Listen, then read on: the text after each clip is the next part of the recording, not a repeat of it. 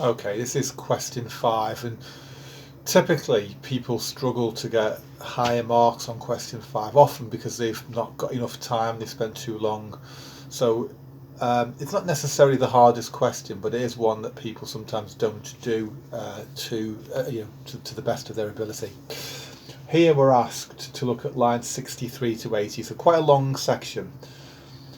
It says, the writer presents the violence and fear experienced by Max Walker and family successfully. How far do you agree with this view? Now, basically, the big tip here is you always agree with the statement for question 5, or don't even think about disagreeing. You just agree. And what you're being asked to do is, I suppose, say how that fear is successfully presented. So these are some of the things that I've picked up on. Okay, it talks about Kristallnacht. That was the night when all the shops of Jewish traders were ransacked. The windows were smashed and the broken glass looked like crystals. So it was like the night of crystals. That's what Kristallnacht is.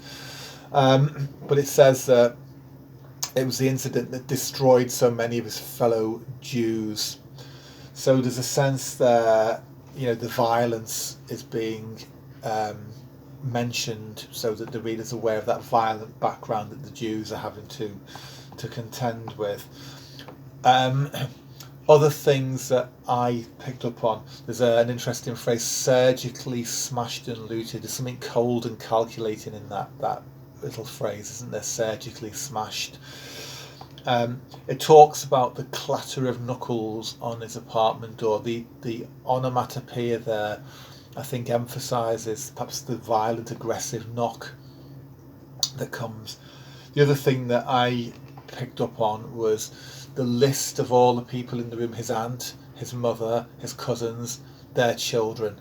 Max was crammed into the living room. There's a feeling of all these vulnerable people, these Jewish people in hiding, all crammed into a small space. That's one of the ways that the violence and the fear is shown. Okay. You've got the reported direct speech, open up. Okay, so we've actually got the sounds that they would have heard, and it's repeated as well. The writer mentions the apprehension was the strangest thing, that feeling of who is it, apprehension and waiting, wanting to know who it is. A little detail, they couldn't move. Okay, they're literally frozen with fear. That's quite a successful way of showing that fear, isn't it? When Max stands up and goes to the door, you've got an interesting description. The wood was alive, still humming from the beating it had just been given. So even the very knocking on the door of whoever it is who's come, that the wood is feeling it. It's a kind of form of personification, isn't it? When he looks back when Max looks back just before he opens the door, the faces are described as naked with fear. They're exposed, they're vulnerable. Okay, when he opens the door, now it turns out that it's actually his friend Walter, but it just says, as expected, it was a Nazi in uniform. So the reader's given a little bit of suspense there, aren't they? We know that this is like the danger they were expecting. And it comes as a bit of a shock when it says, bring nothing, Walter told him, just what you're wearing, I'll give you the rest. So there's that sort of, he's basically being saved. Okay.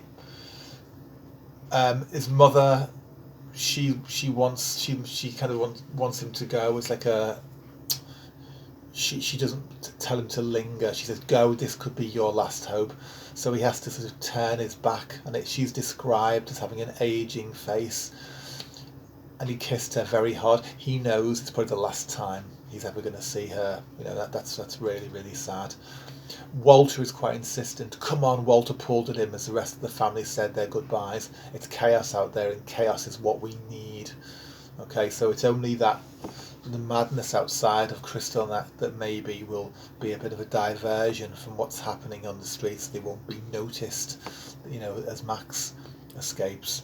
So you've got quite a lot of things there, but essentially what you're being asked to do here is say, what are the things that make this a successful description of fear and of violence.